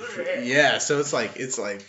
Oh my fucking god. Yeah, so he takes it out and like pus is like coming out. So, but then the lady's coming home. Oh no. No, so, don't you tell me. So he realizes like, fuck, she's gonna find out that I know and maybe hurt me more. So he has to then get the railroad spike and put it back in his foot. I knew that was going, and it just did not make it easier hearing it. Yeah, dude. Fuck. That must have been... They showed the whole thing, too. Yeah, huh? yeah. Oh, fuck. Yeah, and he, had to wrap it up and everything. And yeah, and there's another scene, too, where she feeds him, like, soup or whatever. And he's like, oh, man, it's, like, pretty good or whatever. Mm-hmm. And this is at the point where he's already been kind of creeped out, and they kind of figure that he's trying to escape. Right. So he gets one of the bones. He's like, oh, he takes out. She goes, why don't you take out all those bones and, because he asked for more. Mm-hmm. So he takes all the bones and lays them out. And it makes the form of a human hand. Oh, fuck. But not just any human hand. His son had I guess he fucked up one of his fingers, so it was bent sideways. So whenever he puts the bones together, one of them was bent sideways. So he ate his son's hand in a stew. Jesus fucking Christ. I was just say I can tell now why you like this movie. This is like super fucked up. Yes, it was horrible. Let's see. The last one I think I mentioned was His House, man. That one was scary too. That one was a good one. It was about a couple. I guess they're seeking asylum in the UK from like an African country that there's some kind of a conflict going on. Oh, I think I might have seen this one like a while back. Really? It came out like maybe 2 years ago? Oh, yeah, a while back. I mean that. Okay, when Washington first came out. I think what you're talking about, they're seeking asylum from like the war-torn country. Yeah. And like crazy shit's like happening in their home. And isn't it turn out like it's kind of like they're being punished? Yes. Because, what was it? They kidnapped a kid, right? Yeah, so I think what happened was they were taking people for asylum, on a boat, but they only wanted people who had kids. Okay. So they just snatched this little girl. They Titanic. Yeah. I have a child. Yeah, so they snatch this little girl and she's like crying and they're like, oh, of course she's crying because she's like scared or whatever. Mm-hmm. Naturally, she's in a war zone. So come to find out, no, this is like not their kid. And then she dies on I guess it's not even like a real boat. It's kind of like a little like raft kind of bullshit. Yeah. And it sinks or gets fucked up and the little girl dies. So it's kind of weird, like, because the whole time it's kind of hinting that, like you said, it's a good twist because the whole time it's hinting that they never really had this daughter because the guy is like talking like, oh yeah, I can't wait till we have this family, we start a family, but the woman is saying acting the whole time like they had a kid, right? Like that was their kid, but he's talking like they never had a kid. Whenever she talks, whenever she talks about the girl, he gets like really mad, like. And it's because that wasn't their daughter. Mm-hmm. Like she's trying to it seems like she. Oh yeah, because at the time you think like it's him being like, "Woman, we've had no child. You're going insane." Well, because of his. But own looking guilt. back, exactly, she's trying to confront her own guilt while he's like, "This never happened. I know what you're on about." Well, I think I kind of took it as like he was trying to confront his own guilt. Like you're the dad. You're supposed to keep your family safe, and you just don't want to look at the fact that man, your daughter fucking died in a. Drowned. But it's like, nah, dude. Yeah, I was saying, but looking back, you go, no, yeah, it's because he doesn't want to. Yeah, he it's a whole guilt for a whole other reason. Exactly. Yeah. So that was And the way it ends too, it's not a downer, but it's kind of like it's realistic where it's like symbolic of like because the ghosts are still in their home, right? They're just kind of more like at peace with them. Yeah, because finally, I think he kind of fought, I guess, his own demon or whatever, and it's kind of like the witch doctor. Yeah, and I think the wife saves him. Yeah, the wife saves him, and with the promise that he could bring the witch doctor could bring the little girl back. But then I guess for somehow or whatever, she, I guess snaps clear snaps to it like, okay, yeah, I need to save my husband. So in the middle of this guy, I guess, trying to possess him or go inside of him and through his mouth or whatever, like something fucking crazy. It was really fucking crazy, yeah. Yeah, she snaps to it and murks this ghost witch doctor. Yeah. So that was kind of like, and I like that too. It's kind of like you can't like just move on from this. Like you live with it, but just hope like you can improve from that. I think that's kind of like what that ending was symbolic of. Yeah, because at the end, they fucked up bad. Yeah, like so I guess the agency that deals with asylum seekers already did one inspection and saw the house was fucked up. Yeah. So they come back and the house is like not fucked up. Mm-hmm. So they're like super confused and the guy's like, look, I know we messed up and blah blah blah, but we promise we will be good citizens, good people. So that one was really good, and it was a surprise, man, because so the reason me and Evelyn watched that movie was because we put Malignant on HBO Max. Oh, okay. And we got maybe 15 minutes into it, and we're like, this movie is trash. This movie is fucking horrible. It's dumb. It's stupid. Yeah. I don't want to watch it. So 15 minutes until we stopped it, and we're like, man, let's see what's on Netflix. There's got to be like, there's something on Netflix. Something good or bad. There's an abyss of movies on Netflix. There's something that is probably going to be at least decent. Yeah. Yeah, and we saw that, and we're like, well, fuck, let's check it out. And it ended up being really good. One of the best horror movies I've seen this year, I'd say. Nice. What about you? Do you have anything that... Let's see. Man, we're going through most of them. I recently we watched Silence of the Lambs with my niece. She's an adult, basically, so not like a 10-year-old here. That's her favorite horror movie, and Alyssa's never seen it. So we all watched that, and that's still a fantastic movie. Same kind of thing. I'd say it's pretty horror, but it's more like thriller. So, is that movie gory? It has moments. It's more suspenseful, I'd say. Okay, because but it does show some things, but it's not like over the top with it. Is that the one where he like cuts the guy's head open and like feeds him his own brain or something? No. That's probably one of the sequels. Okay. The first one's more, like I said, based on like them talking. It's more psychological. Okay, so there's no Buffalo Bill or anything? That's Buffalo Bill. Oh, it is Buffalo Bill. Mm-hmm. He does the weird like dances to Goodnight Horses. Yeah. With like hiding his. He does like thing where like you probably did as a little kid where you put your dick between your legs just to see like what it looked like. Because the whole thing was like he was supposed to be like an Ed Gein character, like he was gonna make like a bodysuit, a female bodysuit. I was saying that's what I didn't dance to Goodnight Horses when I did it, but I didn't just say, "Would you fuck me? I'd fuck me." I didn't do that. There are no bodies in my basement. It would have been perfect if you did that. Like, was this based on me? I'm gonna call the fucking author of this book and sue him. No. Yeah, little Jacob. Would you fuck me? Oh my god! I think I would have been sent to a fucking camp right then and there if my parents saw that. Are you kidding me? Good God! No, like that's one. Yeah, we're into a lot of them. Is that one? That's I think one you mentioned too, like we talked about real quick. It's not like super amazing, but it came during a time where there's always periods of like lots of periods where like horror movies just are going through a big slump. Mm-hmm. And this one was kind of like a diamond in the rough. Is Drag Me to Hell. With, Sam Raimi. Yeah. And it's and, you showed me that, and like I've heard of it. Same thing how it goes with when you show me movies. I've heard of it, but I just never got around to actually watching it. Watched it, like it's not amazing. It's not. It's a Sam Raimi film. It's cheesy. It's like a little corny. It's silly, but it's scary enough to get you to have you on the edge of your seat, and you care. And this is an underrated part of him. It does enough to make you care about the characters, and you do want them to make it.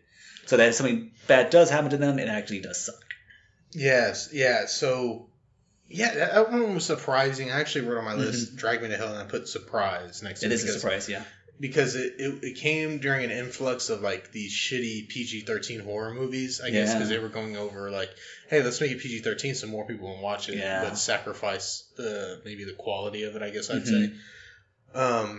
Yes, they made this movie, and I wasn't expecting much at all, man. And I think maybe it really, it hits everybody, right? Because I think whether you're atheist or not atheist or whatever, whether you believe in whatever, you're, Christian, Muslim, whatever, everybody knows that there's evil in this world. Yeah. Whether it's ghostly or human or whatever, there's evil. Mm-hmm. And it did a good job of portraying like a demon, like this, like, you know, fucking just goat, like scary, Yeah. fucking, and do that one. I mean, that's creeped me out. I know it probably creeped you out, like you said. Yeah, you know, it did hit me with in a demons. way. Yeah. I enjoyed it, and the ending sucks. Yeah. And it was surprisingly grotesque for being a PG-13 movie. I think it showed to if you can be a PG-13 movie, specifically like horror movie, and it not fucking blow. Like obviously you Yeah. can't do the crazy shit that you could normally do in a rated R movie, but you can still be, you know, suspenseful at the very least. Like, okay, sure, we can't show guts and shit, but we can still have them like just be crippled with anxiety or something like that. Yeah, it was a good, man. Like I said, that one was a good job, and it was like I said, it was gross. There were some scenes I was like when the lady falls over her casket and like I think the formaldehyde comes out of her mouth. Yeah, dude, that was disgusting. Fucking gross. Yeah, man, that was a good one. And have you seen Ma? That movie M.A. like Ma? Oh, I haven't. Dude, that one's not horror, and it's like kind of crazy. But it's about a lady. You know what it's about, kind of. Kind of like this lady is like trying to be cool with some high school kids, but she's got something on. She's got her own agenda. Yeah, she's just super fucking creepy. Yeah, so you know, these kids eventually kind of like are like, I don't really want to hang out with this lady anymore. Mm-hmm. Well, this lady does not quit. Like, she's getting these kids drunk and on drugs or whatever. And what it is I think she's trying to get back at, because she went to the kids' school with the kids' parents. So she was trying to get back at the parents, if I'm not mistaken. Okay, gotcha. But that one was Sense pretty... of the father kind of deal. Yeah, I think there's a scene where she was like cut off this guy's penis. Oof. Yeah. That'll do it. Yeah, that one, that's an immediately, like, yeah, that's fucking... Something different. Kind of similar to like Revenge for Family and stuff. Mm-hmm. It's not a horror movie, depending on how you look at it. Old Boy. Yeah, dude. It's not a horror movie. It's definitely an action movie. Yeah. With like, and thriller. I'd say one scene though definitely counts as horror. Yes. As I said, I just to go off that quick little tangent, I think that's kind of what it made me remind me of, because I saw that. I saw the original. I saw the original after you showed me the one scene from the remake, the American remake, the Spike Lee one. And then I saw, you might have showed me the whole thing. I don't remember. But I watched the original Korean one, and then I watched the remake, at least in its entirety again. The Korean one's way better. Yeah, I would agree that I try to be open minded too with things like that, but I think that was night and day. Dude, they are masters of horror, man. They there's like a kind of what was that one movie that came out? The one about like those like kind of like about classes. Parasite, is that kind of horror-esque? I mean, that's probably thriller and like drama. So yeah, I mean, I guess it can delve into that scene because there's that. I mean, the whole time this rich ass family doesn't know that there's like that their housekeeper's keeping their her husband in their fucking like basement. Yeah, and he kind of just at the end, has some kind of he has an infatuation and like respect for the head of the household, and like literally turns on the lights when he walks up the stairs, like one by one. I guess to the point where the guy thinks he has like a fucking sensor that knows when he walks up, but no, it's not a sensor. The guy just is doing it when he's walking up the stairs. He's manually flipping on the lights. But anyways, wow. So he like rises up out of this basement. I guess they never knew they had, and fucking slams the kid in the head with a big rock. Oh yeah. And then kills the daughter. And I mean, so yeah, I mean, I would say that one scene is pretty fucking horrifying. And I mean, it was pretty good. The part that got to me is like how they're like, oh, he always like the driver or the dad always smells like old cabbage or whatever. I was like, and he's like, they have no idea. I mean, they're saying this stuff not knowing that these people are all like under their table. Oh yeah. Oh yeah, they do that weird role play too. Yeah. God. Yeah. And that was like an overtly like one of the most sexual scenes in a movie ever. Without there actually being like, I guess, sex. God, it was so... That was so bizarre, let's just say the least. Yeah. It was almost weird because it's like... I don't know. It was just... People out there like that, probably. I say probably, most definitely, but... Do what? Because there's people like that in the real life. Oh, yeah. So you could maybe see that as like you're intruding on somebody's intimate moment that, of course, you're not supposed to be seeing. But also that's like fucked up. Yeah.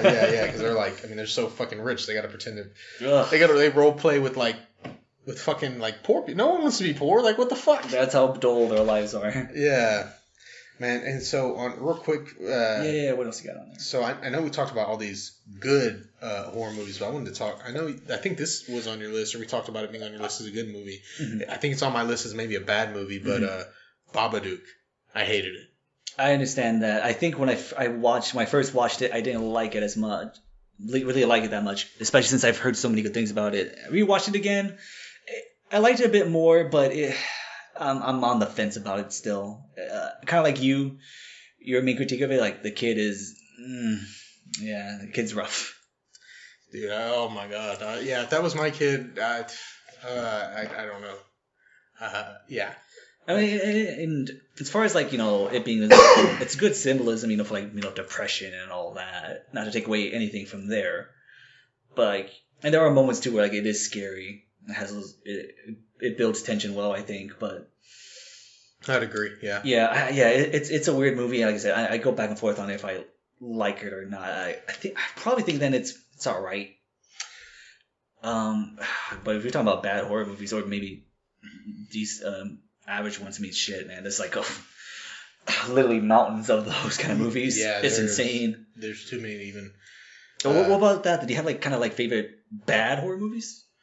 Man, I guess this one's not necessarily horror. I guess it falls more in the comedy section, but the third Evil Dead, Army of Darkness. Yeah, that's a fun movie. I like that movie a lot. Yeah, it's real fun, and I guess it does have some like grotesque parts, and it has like some, I guess, demonic entities and all that stuff, but it's just a fucking comedy. It's cheesy. Yeah. I showed it to Evelyn, and she was just like, "Yeah, this is your kind of movie." Is that like a backhanded? Yeah, it's a code word for you like stupid shit, and this is stupid. It is stupid, but it's fun. It's definitely a comedy with not even a dash of horror. It's really not much horror at all. But it's still very enjoyable. Other than good special effects, I'd say, because they had like actual practical. They did have effects. some cool things in there. Yeah, they did. They did a lot there. Bad horror. I guess one. I don't think it's a bad movie. This one's more of a horror comedy though. Is the second Texas Chainsaw Massacre. And see, I've seen parts of it. It's like a crazy fucking upside down kind of world thing or something like that. Yeah, I think it follows the same family from the first one, believe it or not. But it's just, like I said, that one's black comedy. I can't remember the guy's name, but he's like a Vietnam vet. He's got like a metal plate in his head and stuff. He's like the comic relief. The kills are kind of more played for laughs. It's like the older brother who's like the cook and stuff is like always like on about big businesses taking over small businesses, like, motherfucker, you're a cannibal. It's silly, but I'd say I don't think it's a bad movie, but I mean in that kind of realm of like it's a horror comedy. And see, I think like there's so many more, I think, bad horror movies than good horror movies, because there's a bunch of good movies that a whole series started off of them, and they made like 10 of these, and maybe 3 of them are good. I was gonna say, yeah, that's kind of, it's an overload of thinking of bad horror movies, because like you said, Hellraiser, there's 10 of them. There's like 10 of them, and maybe the first 2.5 are good, maybe. I can't say because I haven't seen them all, but from what I've seen, and usually especially with horror franchises, as it goes on, it's gonna get worse. Like Friday the 13th. Yeah, Friday the 13th. Hellraiser. What else? Nightmare on Elm Street. It went to that period where like I think maybe like 4 or 5 of those movies were just trash. Yeah. What else? Well, you just saw with the sequel, maybe like A Quiet Place 2 is not as impressive as the first one. Even if it's not bad, it just lost some of its value just because it's hard to do the same thing again and try to get as scares. Because to make it interesting, you gotta make it a little different, and usually you want to like reveal more. But if you reveal more, it becomes less scary. Yeah, I will say. Like if you give something an origin story, it's like, oh, well, now I understand this. Yeah, I know. Mm-hmm. But see, I kind of like, for instance, in the Cabin in the Woods, I would like to know like what the fuck, like what's going on with that. Like this is obviously something that's been established for many, many years. Mm-hmm. I think that could work because it's not taking itself seriously. Yeah, and it can have some fun with it. Maybe not the first one, but maybe like this is like their 3rd or 4th year doing it, and they're still trying to perfect it. Yeah. And that could be them making fun of like in real life, people still try to figure out the horror tropes. So we've seen many times when maybe a game takes inspiration from a horror movie. Mm-hmm. Have you seen? Can you think of any examples? Because I don't think I can of a horror movie taking inspiration from a game. Maybe. I don't think so. I don't know if that'll ever reach that point. I feel like movies are just much more mainstream, and that it can do it's just gonna do the inspiring. I don't think games really will. With some exceptions, like. I mean, I could say Resident Evil then, like video game movies, like Resident Evil, but Resident Evil is probably inspired by, Dawn of the Dead. So in that sense, it's its original IP, but it's not like super original, Yeah, or there's a Silent Hill series too. Silent Hill, yeah, but it doesn't really do anything that I think a video game did first. That a movie. You've seen like The Last of Us, even though it's not based, I don't think like on a singular zombie or like apocalypse movie, you can still very much see elements of movies or books in there. Yeah, it's it's gonna be its own show now. But like, yeah, I'm saying it doesn't be a show now. Yeah, it's gonna be an HBO show. When? Maybe next year, I think. Okay. They got Pedro Pascal is gonna be Joel. Okay. And Diego Luna is gonna be Tommy. I forgot the actress for Ellie, but I remember seeing her thinking, okay, that's a good choice. So I know Druckmann directed one episode. Druckmann did? He directed one episode. So curious to see how that's gonna go. That would be. Yeah, it's gonna be. I'm pretty sure it's an HBO show. So, are you speaking of The Last of Us? What are you? Do you want a Last of Us 3? I know this is totally off the rails. Yes, I still like that series enough to where I even though I had my issues with the second game, I still at the end of the day I enjoyed it. I did, even though I was disappointed away. I still enjoyed it, and I'm still a big fan of it. And it just depends what kind of story they want to tell in the third one. Yeah, I think they'd have to definitely jump to maybe a different person. Just just jump to an entirely different set of characters. Because I feel like once you with any franchise, if you tie yourself down to a certain group of characters, you're on the leash of what you can do. Yeah. Like if you really want to do something new, go for it. Just don't you can reference it and all that, but don't don't be upset because things go awry. It would be cool to show the story of Ish.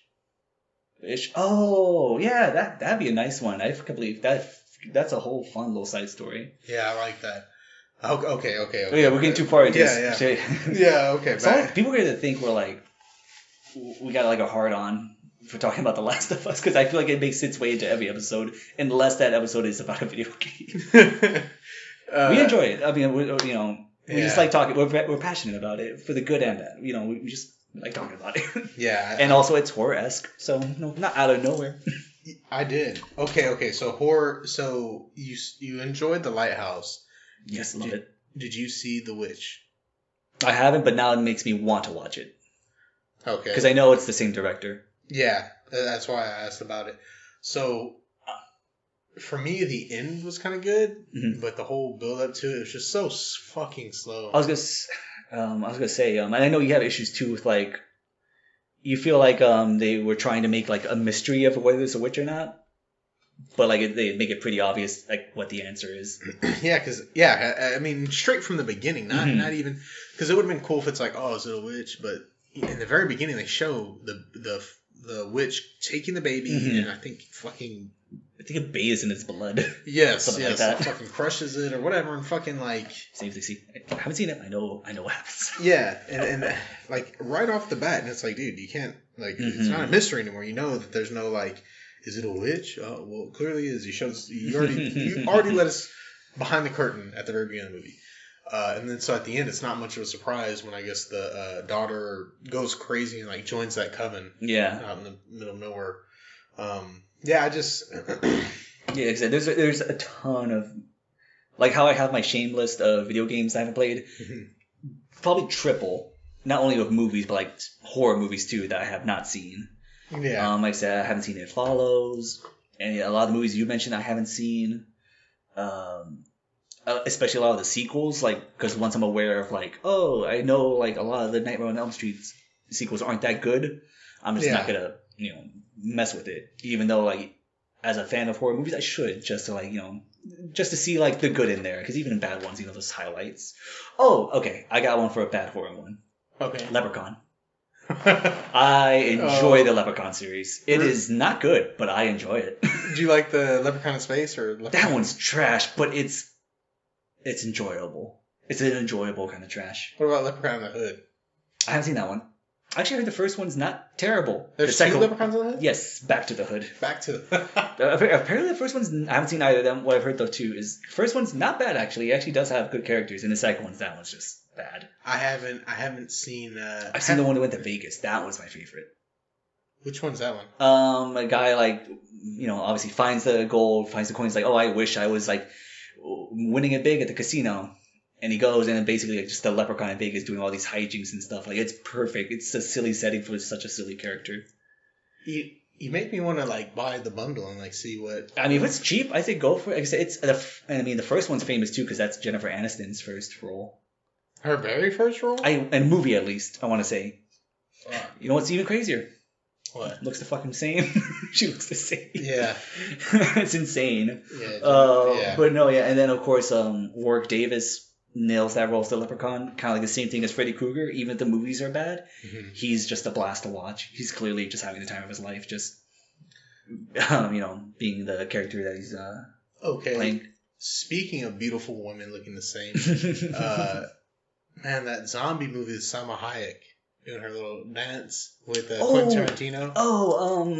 Dusk Before Dawn. Yes. That's a fucking strange movie, dude. So that's actually one of Evelyn's favorite movies, and I had never seen it. So that's one of because I usually show her movies. Yeah, that's one of the few times that she sat me down and watched the movie, and it was like, how'd you like it?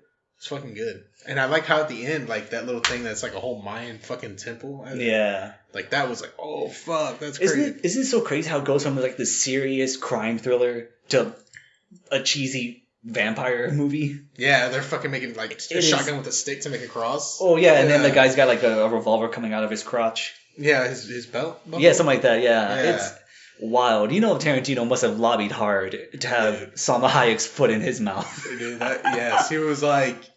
That must have been, or if that was like he wrote that into the script somehow, because he did direct that. It was Robert Rodriguez, which makes sense as well. Really? Mm-hmm. I think Tarantino co-wrote it. I want to say, or like maybe produced something like that. Yeah, but the director was Robert Rodriguez. He's like, we're bros, right? I was just gonna say, do me a favor here. Like, he's got that like that's in his spank bank. Yeah, he's like that whole like 5 or 2 or 3 minute clip. Shit, he probably. I don't like this take. We gotta do it again. We have to do this. I'm not even into Viva. I would be like, yeah, let's do this like 20 times. I'm fine with it. Yes, it's fine. Yeah, Salma Hayek has not aged. Beautiful woman. Mm-hmm. Another one, Sofia Vergara. She's gotten better with age. It's crazy.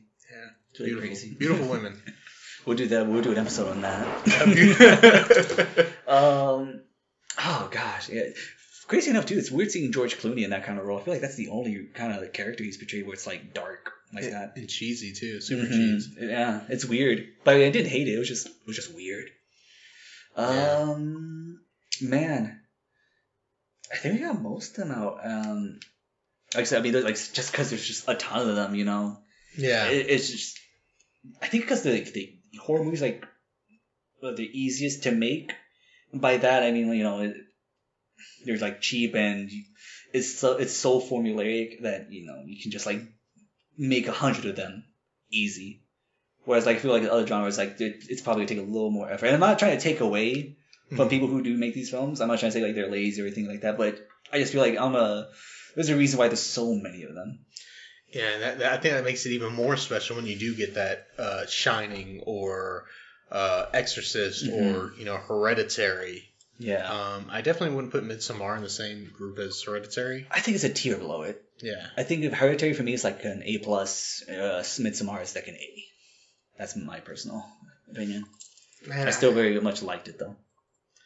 I don't know. To me, Hereditary was just like I just walked away feeling like I just was dirty. No, yeah, I felt awful. I mean, that's when you say like you want to rewatch it again. I'm like, not in the middle of the day. But also, I don't want that to be the last thing I watch either, because then I'm I'm not gonna be able to sleep. Yeah, that's a good one. But yeah, man, I think we got just about all of them. And I know this episode may be a little bit out of season because it's not Halloween anymore, but still, I mean, this is just I think something we both enjoyed, and I think anybody, if you enjoy something, it could be you can listen to it or look at it during any season.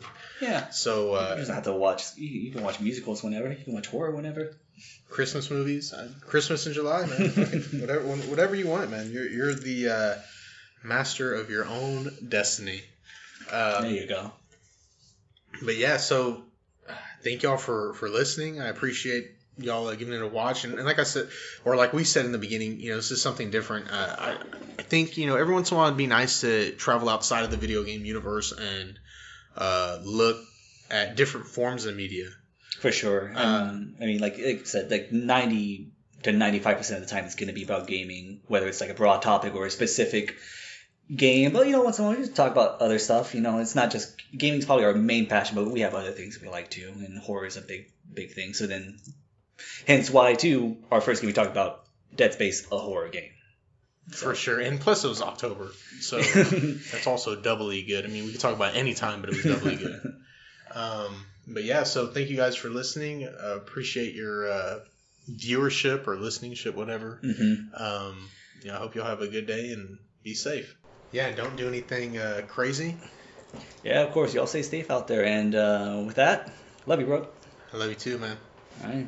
Signing off. See y'all.